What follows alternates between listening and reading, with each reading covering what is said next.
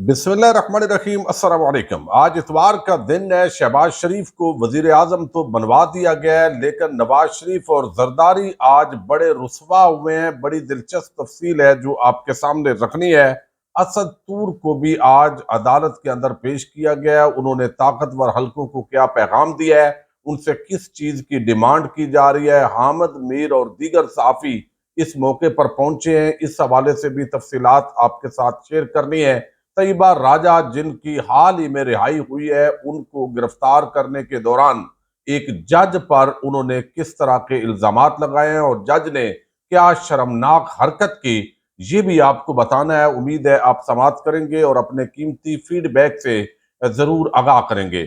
9 मई के वाकयात में बहुत सारी खवातीन और नौजवानों को गिरफ्तार किया गया और 9 मई के बाद हमने देखा कि बहुत सारे ऐसे लोग जिनका इस वाक़े के साथ डायरेक्ट या इनडायरेक्ट कोई ताल्लुक नहीं था, लेकिन तहरीक इंसाफ को किसी तरीके से जो है वो पीछे धकेलने के लिए इसको एक हथकंडे के तौर पर भी इस्तेमाल किया गया। यही वजह है कि ये एक संजीदा केस से गैर संजीदा जो केसेस हैं उनके अंदर कन्वर्ट हुआ और तैयबा राजा, सनम जावेद, आलिया हमजा, बहुत सारी जो खवातीन हैं उनको कैद और बंद की सऊबतें बर्दाश्त करनी पड़ी हैं। लेकिन एक खातून तैयबा राजा, जिनको रिहा किया गया, अभी पिछले दिनों उनकी रिहाई हुई, उन्होंने एक इंटरव्यू दिया और इस इंटरव्यू ने बहुत सारे जो चीजें हैं वो खोल कर आवाम के सामने रखी हैं कि उनको किस तरीके से गिरफ्तार किया गया, कैसे थाने के अंदर बंद रखा गया, फीमेल स्टाफ नहीं था और मर्द हजरात कैसे बदतमीजी से पेश आ रहे थे। और फिर एक जो दहशत गर्दी, इंसदाद दहशत गर्दी के जज हैं, वो जो है वो वहां पे आए और उन्होंने उनको कहा कि आपका लीडर भाग जाएगा, उसके मामला तय पा गए हैं और आप भी एम अपने आप को तंग कर रही हैं।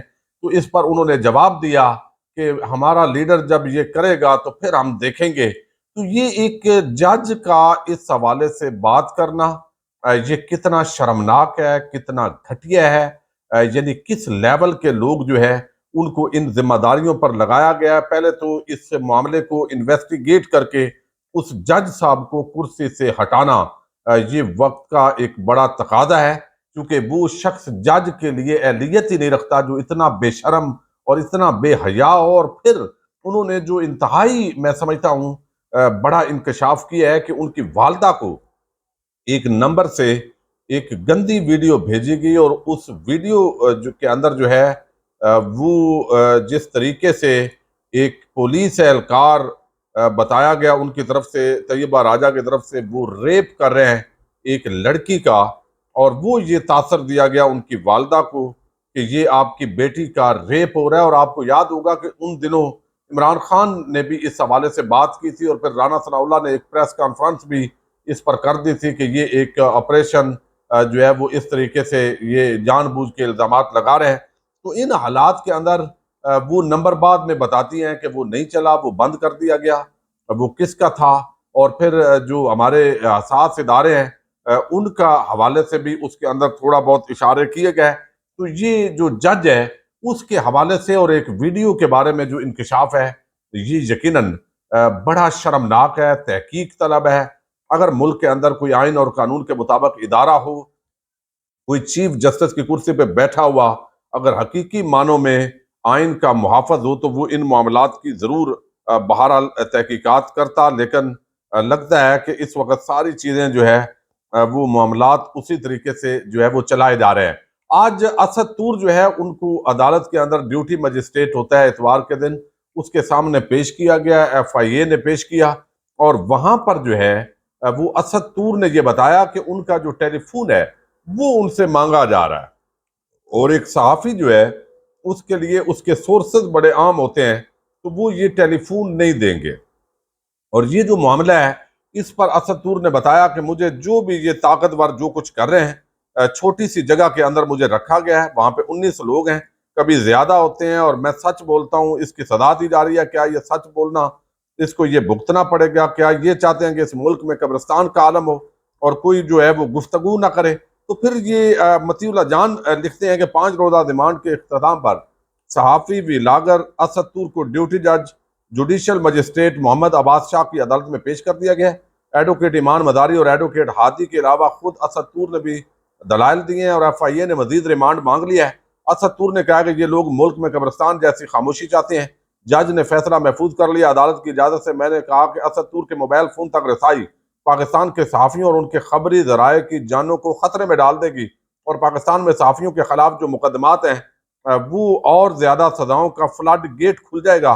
इस मौके पर जो है वो हामिद मीर भी मौजूद थे और बिल आखिर जो जज साहब हैं उन्होंने 3 दिन का जिस्मानी रिमांड मजीद दे दिया है। पहले 5 रोज का जिस्मानी रिमांड था, अब मजीद रिमांड दे दिया है कि मजीद हमने कुछ चीजें रिकवर करनी है, कुछ जो है उसकी जरूरत है।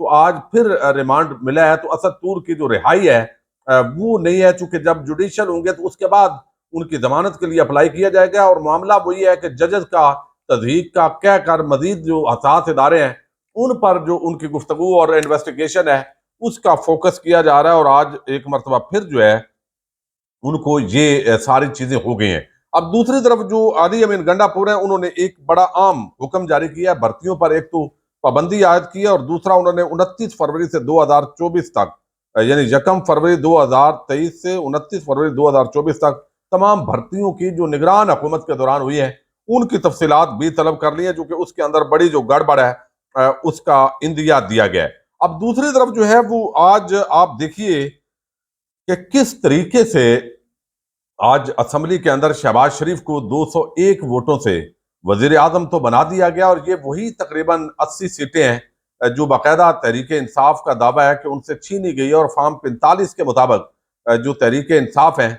वो मौजूद है। लेकिन नवाज शरीफ का जो चेहरा है वो आज बड़ा देखने वाला था। ये रुसवाई का दिन था नवाज शरीफ के लिए, क्योंकि लंदन से उनको वजीर आजम बनाने के लिए लाया गया, लेकिन यहाँ पे आके जो अवाम ने फैसला सुनाया है तो उसके बाद नवाज शरीफ के लिए बड़ी मुश्किल सूरत हाल है कि वो भाई के हक में वोट भी दे रहे हैं। सहाफी उनको बताते रहे, उनसे सवाल पूछते रहे कि मियाँ साहब कुछ तो बोलिए, आप माजी के अंदर जनरल फैज हमीद और जनरल बाजवा के एहतसाब की बात करते थे, आप चुप का रोजा तो तोड़िए, आज जरा बताइए वो एहतसाब करेंगे या नहीं करेंगे। मियाँ साहब कुछ तो बोले, लेकिन मियाँ साहब खामोशी के साथ मुंह पे मास्क चढ़ाए हुए मखसूस अपने चेहरे की परेशानी अयां करते हुए वो असेंबली के अंदर पहुंचे। शहबाज शरीफ को उन्होंने वोट दिया क्योंकि उनका जो नवाज शरीफ का ख्वाब है वो चकनाचूर हुआ और सियासत का जो इख्तिताम है वो भी एक धांधली और डकैती से ली गई जो सीट है उसके साथ उनका किया गया।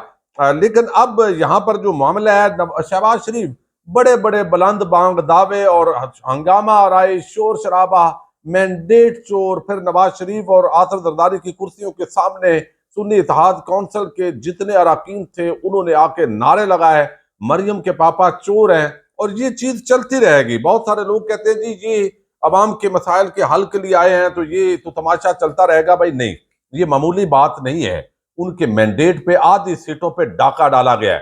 सूबाई असेंबली के अंदर भी ऐसे ही हुआ है। तो ये डकैती किसी भी सूरत के अंदर जो है वो नाकाबिले माफी होगी। लेकिन इसके अंदर जिस अंदाज के अंदर जो मियाँ साहब हैं वो आज देख रहे थे और मरियम के पापा चोर के नारे लग रहे थे और हमारा साडा हक इत्थे रख, और मरियम नवाज जो है उनके जो पापा हैं उनके लिए बड़ी मुश्किल सूरत हाल थी।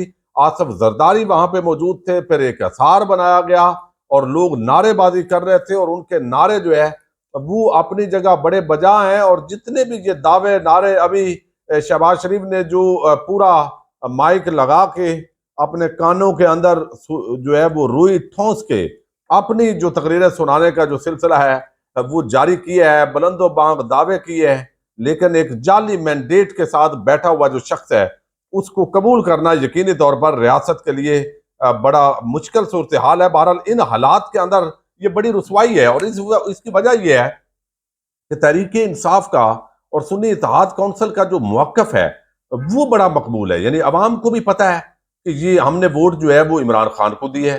फिर वहां पे जो असेंबली के अंदर बैठे हुए घुसपैठी हैं उनको भी पता है कि ये जाली मैंडेट के साथ आए हुए हैं।